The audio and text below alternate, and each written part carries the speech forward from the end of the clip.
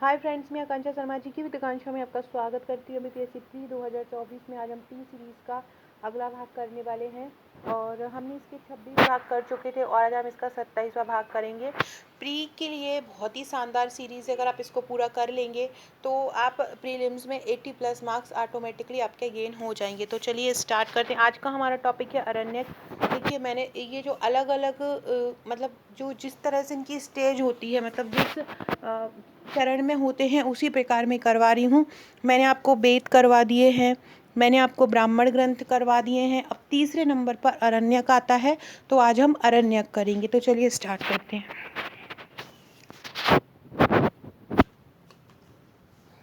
यहाँ से मैं आपको ये पढ़ा रही हूँ। आपको मेरे नोट्स के साथ यूनिट 1 की एक बुकलेट मिलती है।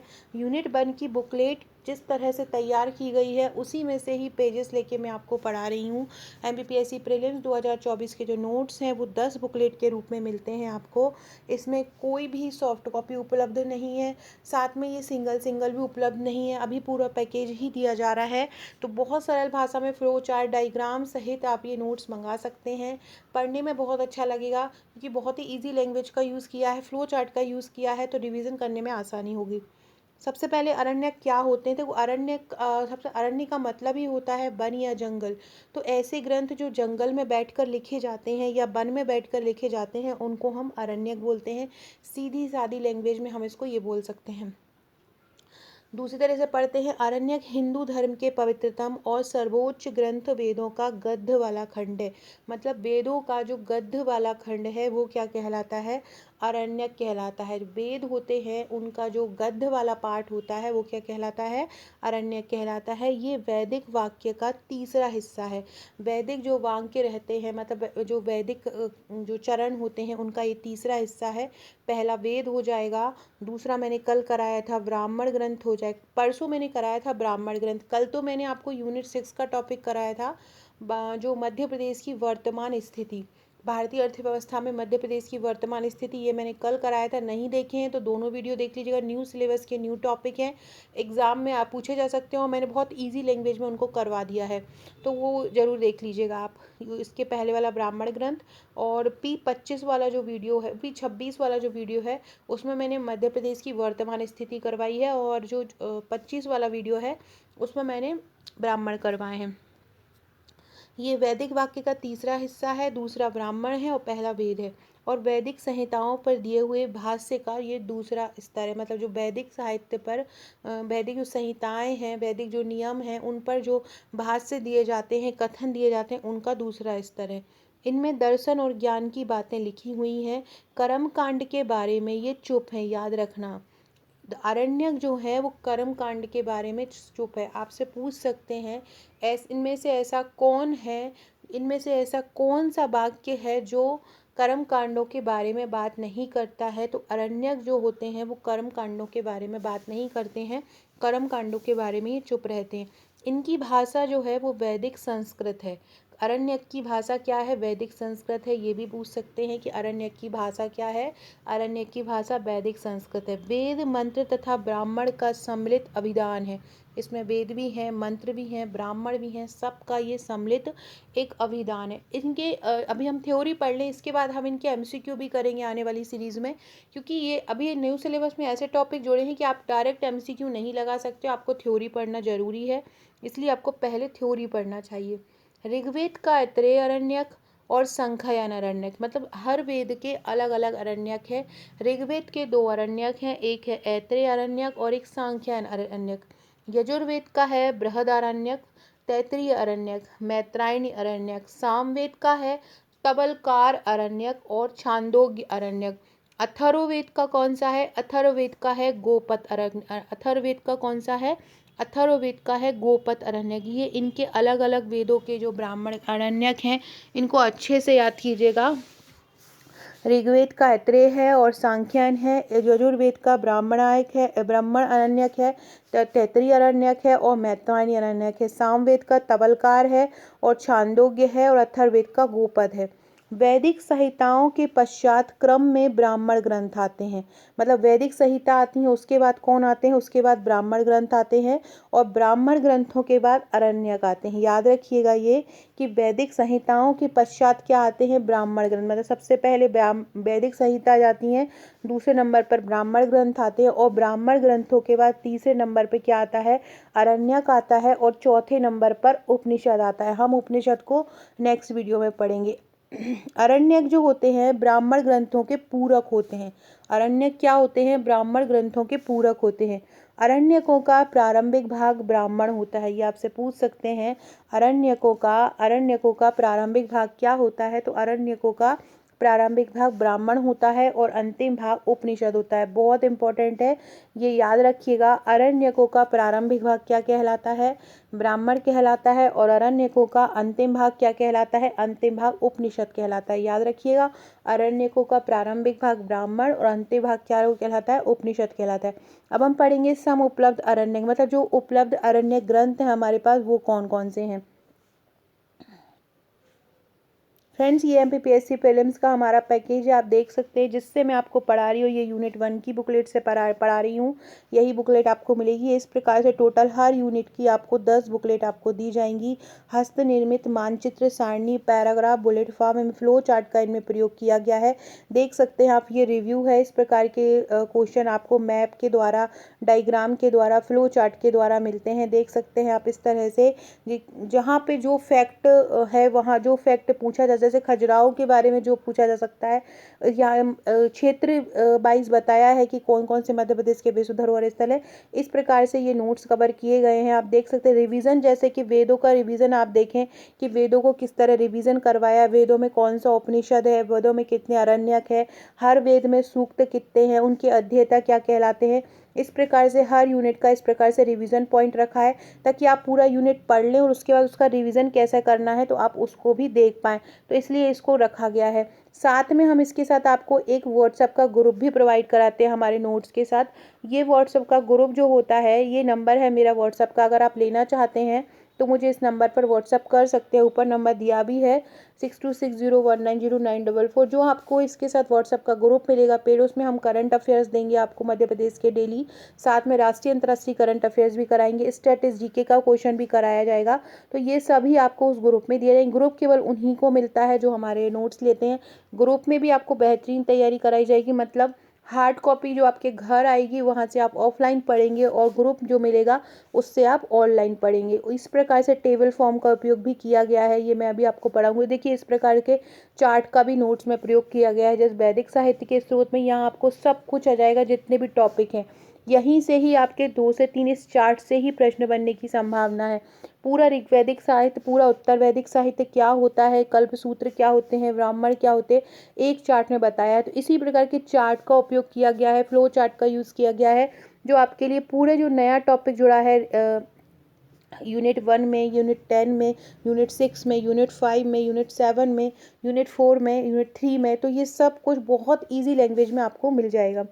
समुपलब्ध अरण्य ग्रंथ क्या होंगे, संप्रति वैदिक साहित्य के प्रचलित लेखक आचार्य हैं बलदेव उपाध्याय, डॉक्टर कपिल देव द्विवेदी, आचार्य जगदीश चंद्र मिश्र आदि ने उपलब्ध अरण्यकों की संख्या कितनी मानी है, 6। अब आपका इनमें सबसे महत्वपूर्ण फैक्ट है कि अरण्यकों की संख्या कितनी है, तो अरण्यकों की संख्या कितनी है, 6। ये आपका याद करने वाला फैक्ट है जो आ सकता है। अरण्यकों की संख्या कितनी है, 6 है। आचार्य भगवत जी एवं आचार्य वाचस्पति गैरोनाल ने सम उपलब्ध अरण्यकों की संख्या 8 मानी है। देखो, ये ऊपर के जो आचार्य हैं उनने 6 मानी है, लेकिन आचार्य भगवत जी और आचार्य वाचस्पति गैरोला, ये आपसे पूछ सकते हैं कि आचार्य भगवत जी एवं आचार्य वाचस्पति ने सम उपलब्ध अरण्यकों की संख्या कितनी मानी है, तो उन्होंने सम उपलब्ध अरण्यकों की संख्या 8 मानी है। कौन कौन से हैं ये अरण्यक, सबसे पहले हम देखते हैं ऋग्वेद के अरण्यक। हर वेद के अलग अलग अरण्यक हैं। ऋग्वेद के अरण्यक कौन से हैं, एक है ऐतरेय अरण्यक और दूसरा है सांख्यायन अरण्यक। याद रखिएगा, ये पूछ सकते हैं, सब क्वेश्चन आपको दे सकते हैं। सांख्यायन अरण्यक किस वेद का है, ऋग्वेद, यजुर्वेद, सामवेद, अथर्ववेद। तो आपको याद रखना है कि जो सांख्यायन अरण्यक है वो ऋग्वेद का है। अब यजुर्वेद में देखते हैं, यजुर्वेद के दो प्रकार होते हैं, एक होता है शुक्ल यजुर्वेद और एक होता है कृष्ण यजुर्वेद, सफेद यजुर्वेद और काला यजुर्वेद। शुक्ल यजुर्वेद के जो अरण्यक हैं, एक तो है बृहद बृहद अरण्यक, यह मध्याह्न दिन और कान में दोनों शाखाओं में प्राप्य है। कृष्ण यजुर्वेद के जो अरण्यक हैं वो दो हैं, एक तो है तैतरीय और एक है मैत्रायणी। इस प्रकार से यजुर्वेद के तीन हो चुके हैं। शुक्ल यजुर्वेद का एक हो गया है बृहद अरण्यक और कृष्ण यजुर्वेद के दो हो गए हैं, एक तो तैतरीय और एक मैत्रायणी। तैतरीय, मैत्रायणी और बृहद अरण्यक ये किसके हैं? यजुर्वेद के हैं। ऋग्वेद के कौन से हैं? ऐत्रेय और सांख्यायन है। अब देखते हैं सामवेद के अरण्यक। सामवेद के अरण्यक है तबलकार अरण्यक। सामवेद का कौन सा है? तबलकार अरण्यक जो है वो सामवेद का है। तबलकार अरण्यक है वो किसका है? सामवेद का है। याद रखिएगा, सामवेद का अरण्यक कौन सा है? तबलकार अरण्यक है। और छांदोग्य अरण्यक है। सामवेद के कौन कौन से हो गए? तबलकार और छांदोग्य। सामवेद की जैमिनी शाखा का तबल तबल जो कार अरण्यक है उसको जैमिनी उपनिषद ब्राह्मण भी कहते हैं। ये भी इम्पोर्टेंट है कि जो तबलकार अरण्यक है उसको जैमिनी उपनिषद ब्राह्मण भी कहते हैं। सामवेद का जो तबल तबलकार नाम है, तबलकार किसका है? सामवेद का है। तो जो तबलकार अरण्यक है उसको जैमिनीय उपनिषद अरण्यक भी कहते हैं। क्या बोलते हैं? जैमिनी उपनिषद ब्राह्मण भी बोलते हैं। सामवेद की कौथुम शाखा का पृथक अरण्यक नहीं है। छांदोग्य उपनिषद कौथुम शाखा से जुड़ा हुआ है। छांदोग्य उपनिषद क्या है? कौथुम शाखा से जुड़ा हुआ है। अब देखते हैं अथर्ववेद के अरण्यक। गोपद अरण्यक वस्तुतः अथर्ववेद का, कोई वैसे तो बोल रहे हैं कि गोपद अरण्यक अथर्ववेद का अरण्यक है, लेकिन अथर्ववेद का कोई पृथक अरण्यक नहीं है। गोपद ब्राह्मण के ही ब्रह्म विद्या के कुछ अंश को अरण्यक कह सकते हैं। जो गोपद ब्राह्मण है, मतलब अथर्ववेद का जो ब्राह्मण है गोपद ब्राह्मण, उसी के कुछ अंश को ही गोपद अरण्यक कहते हैं। ऐसा डॉक्टर कपिल देव द्विवेदी ने वैदिक साहित्य एवं संस्कृति ग्रंथ में उद्धृत किया है। तो याद रखिएगा, अथर्ववेद का अरण्यक कौन सा है? गोपद अरण्यक है। और अथर्ववेद का ब्राह्मण भी गोपति है। अब हम फिर से एक बार रिवीजन के रूप में देखते हैं। ऐत्रेय अरण्यक जो है उसका संबंध ऋग्वेद से। आपसे पूछेंगे कि किस वेद का ऐत्रेय अरण्यक का संबंध किस वेद से है? तो ऋग्वेद से है। यह ऐत्रेय ब्राह्मण का ही परिशिष्ट है। ऐत्रेय के अंदर 5 प्रमुख अध्याय हैं। ऐत्रेय के अंदर कितने हैं? 5 प्रमुख अध्याय हैं। इन्हें प्रपाठक भी कहा जाता है। जो अध्याय को क्या बोला जाता है? प्रपाठक कहा जाता है। और प्रपाठक को फिर से अध्यायों में बांटा जाता है। इसके प्रथम 3 अरण्यक के रचयिता जो हैं, मतलब जो प्रथम 3 अरण्यक हैं, जो 5 अध्याय हैं उसमें जो प्रथम 3 हैं उनके जो रचयिता हैं वो ऐत्रेय हैं। प्रथम 3 अरण्यक के रचयिता कौन है? प्रथम 3 अरण्यक के रचयिता ऐत्रेय हैं। और चौथे के आश्वालायन हैं। चौथे के कौन है? चौथे के आश्वालायन है। चौथे के आश्वालायन है और पंचम के शौनक हैं। याद रखिएगा, जो चौथा है उसके आश्वालायन है। चौथे के कौन है? आश्वालायन है और पंचम के शौनक हैं। चौथे के आश्वालायन है और पंचम के कौन है? शौनक है। पंचम के शौनक हैं और चौथे के आश्वालायन है। चौथे के आश्वालायन है और पांचवे के कौन है? पांचवे के शौनक है। याद रखिएगा, ऐत्रेय अरण्यक का संबंध ऋग्वेद से है। यह ऐत्रेय ब्राह्मण का ही परिशिष्ट है। ऐत्रेय के अंदर 5 प्रमुख अध्याय हैं। इनको प्रपाठक भी कहा जाता है। प्रपाठक भी अलग अलग अध्यायों में विभक्त होता है। प्रपाठक भी क्या होता है? अलग अलग अध्यायों में विभक्त होता है। और जो उसके प्रथम 3 अरण्यक हैं उसके रचयिता ऐत्रेय हैं। चौथे के जो हैं वो अश्वालायन है। चौथे के कौन है? चौथे के अश्वालायन है। चौथे के अश्वालायन है और पंचम के शौनक हैं। पंचम के कौन है? शौनक हैं। ये पांचों के जो रचयिता हैं उनको भी याद रखिएगा। अगला है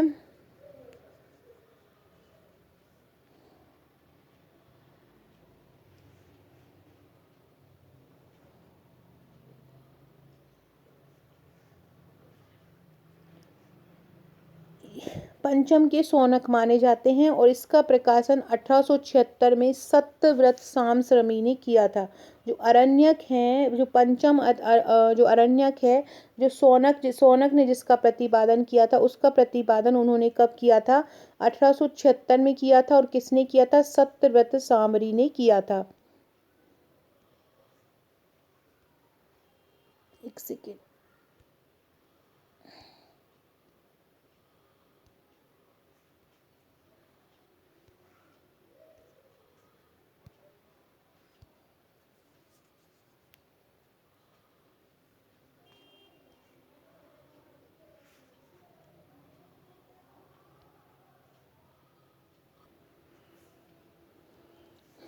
ऐत्रेय अरण्यक ऐत्रेय ब्राह्मण का परिशिष्ट है। इसमें 5 अध्याय है। इनको प्रपाठक भी कहा जाता है। प्रपाठक फिर से अध्यायों में बटे हुए रहते हैं। प्रथम 3 के रचयिता ऐत्रेय हैं, चौथे के आश्वालायन हैं और पंचम के शौनक हैं।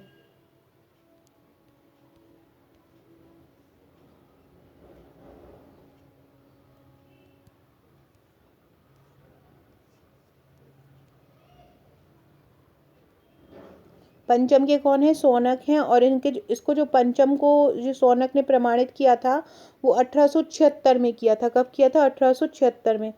ये मोबाइल में मेरा कुछ प्रॉब्लम हो रहा है तो एक सेकेंड।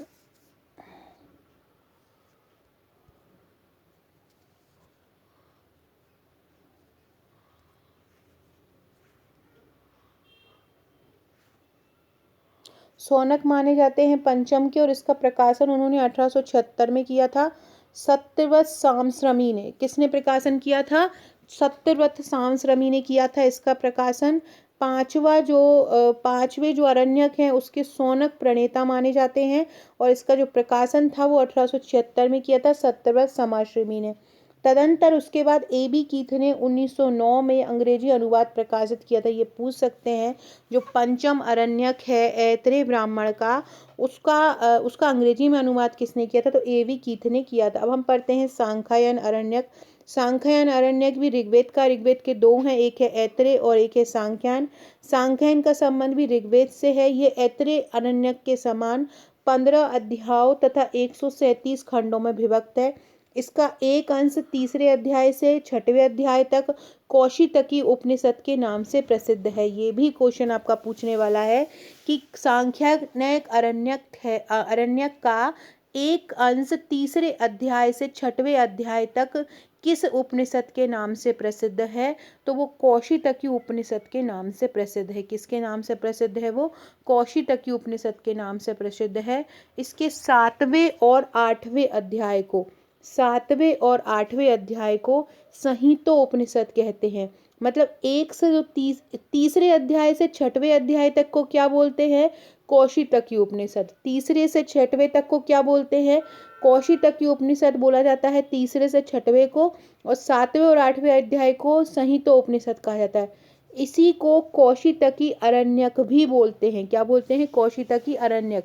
1922 में श्रीधर पाठक ने संपूर्ण सांख्यायन ब्राह्मण को प्रकाशित किया। आपसे पूछेंगे कि संपूर्ण सांख्यायन ब्राह्मण को किसने प्रकाशित किया था? तो श्रीधर पाठक ने किया था। किसने किया? श्रीधर पाठक ने संपूर्ण सांख्यायन ब्राह्मण को प्रकाशित किया। ये याद रखिएगा। ऊपर हमने पढ़ा है ऐत्रेय अरण्यक और ये हमने पढ़ा है सांख्यायन अरण्यक। सांख्यायन का संबंध किससे है? ऋग्वेद से है और ये 115 अध्यायों तथा 137 खंड में विभक्त है। इसके 7वें और 8वें अध्याय को संहितो उपनिषद कहते हैं और इसी को ही कौशितकी अरण्यक भी कहते हैं। 1922 में श्रीधर ने इसका प्रकाशन किया था। किसने? 1922 में श्रीधर ने इसका प्रकाशन किया था। अब हम पढ़ते हैं तैत्तिरीय अरण्यक।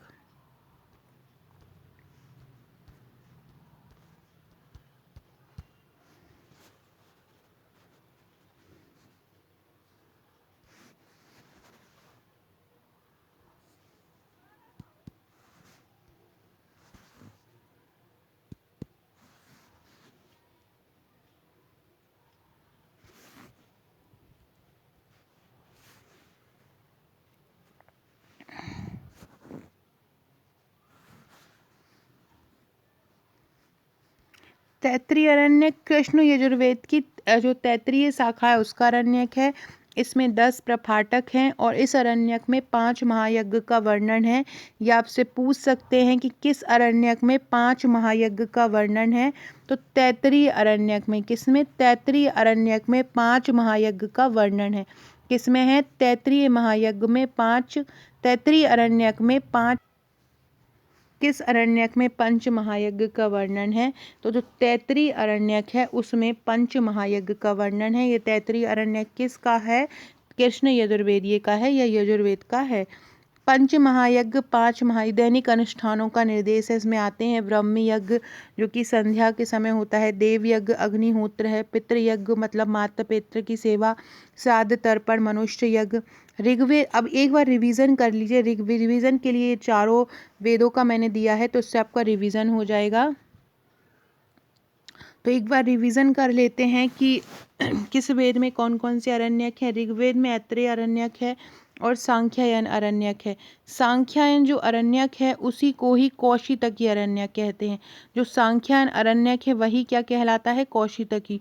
दूसरा है यजुर्वेद। यजुर्वेद के अरण्यक है, एक तो है ब्रह्मदरण्यक और मैत्रायणी अरण्यक। ब्रह्मदरण्यक और मैत्रायणी और तैत्तिरीय, बृहदरण्यक और मैत्रायणी, ये और तैत्तिरीय।